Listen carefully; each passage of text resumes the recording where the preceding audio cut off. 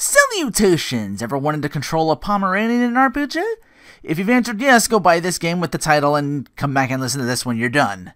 A Tale of Four Kingdoms, each one represented by a Susan. This is my review of Chroma Quaternion. So yeah, a big rule of 4 in this game if you couldn't tell by the title already. 4 characters, 4 Susans ruled by the Quad deities. You start with 2 of characters, Moongai and Doggo. Moongai's a teacher and priest leading some kids into Dungeon the First to kind of show and tell what an evil hunter does. Back at your village, an earthquake splinters the land left and right. A princess of the nearby kingdom overhears bad things going down and you meet up with her. Being taken for a ride by shady merchants, and you already have a common ground wanting to investigate what's going down.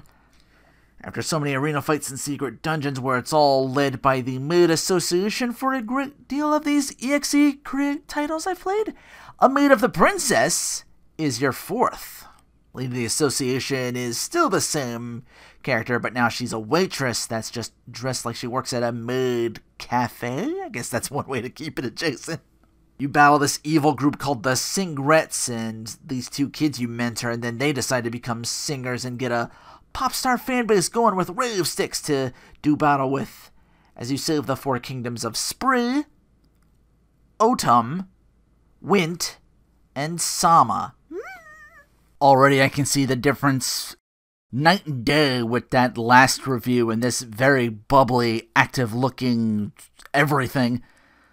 The battles are these 3D pixel sprites standing tall over 2D backdrops, watching the leaves fall out in the overworld. They fell in the first dungeon and fights therein.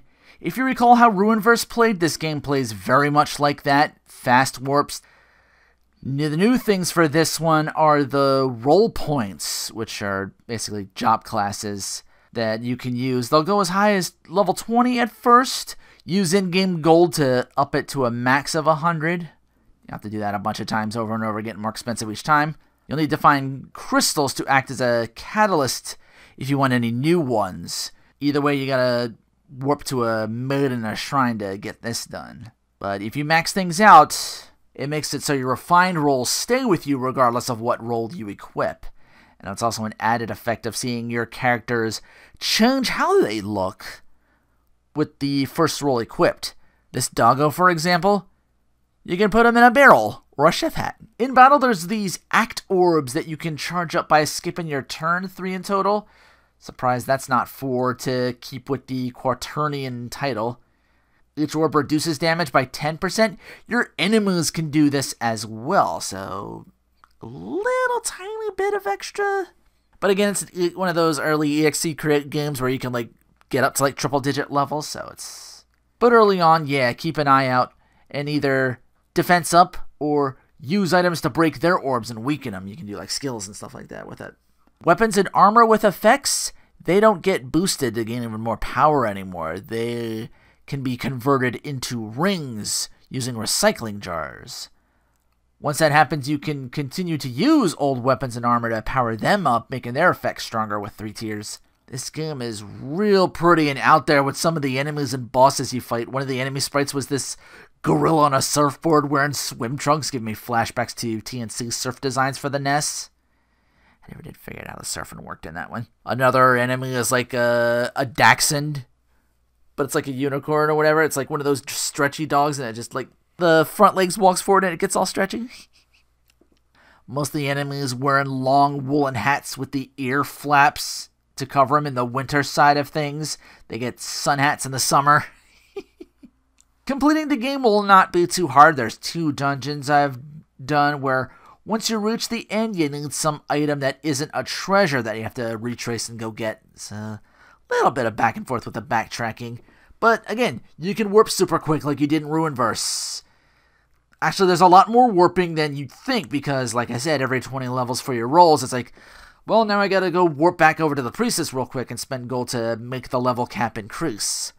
4 characters, 10 jobs each. This can be a bit much for some. Platinuming's a bitch because there's this 500,000 steps trophy for whatever reason in a game with very fast warping.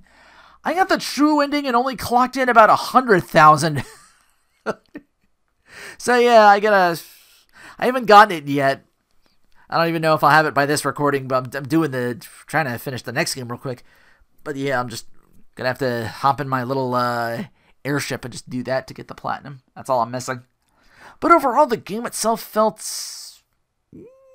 sort of incomplete in some areas. Not a lot. Like, they improved so much on how everything looks, they forgot to give you the usual means to walk over the arrow panels without them affecting you. I was in like a secret dungeon. I never found a means to... Maybe it's a job class or something like that again? I didn't get to complete all of the job classes, so I don't know. But by then, I'm probably super high leveled anyway, so it can't be that. Like, I bought the enemy encounter every step you take item easily in the point shop, but they never gave me a heavy item to negate arrow panels. You won't need it for main game, but there's like an unlockable dungeon for like 100 points that I never finished because it's all blocked off. I can't continue without the means to negate the panels at all. You can alchemy your weapons and armor into rings, but the game gives you these seeds and flowers with no way to convert them. That's more of a gripe. Still, overall, very fun. Something I can say is worth full price. I like the main guy operating on just wanting to help out, getting thrust into the whole save the world plot, but keep it humble. Even with the setbacks, this game does feel like an improvement over Runeverse in a lot of areas, but most of the cast keep it from going any further up than that for me. On one hand, there's the trophy with the 500,000 steps, but you do make your gimmick of rolls part of the plot all the way through, then just a little bit to not at all with Runeverse. So, I'll put you in 9th. Yeah, I'll put you above Sea Carts too. It's just the incompleteness and longer than necessary trophy that keeps you from going any higher than that. I had a lot of fun playing this, regardless. These games are starting to get stingy with points. This one gives me 5 instead of 10 after a set number of battles. But a good long game, though. Still worth full price. Anyway, for episode 30... It's going to be a rough rollback to 2014 and a sequel to episode 23 in Alphadia Genesis 2. One more time in the third dimension. So until then, take care and thanks for watching.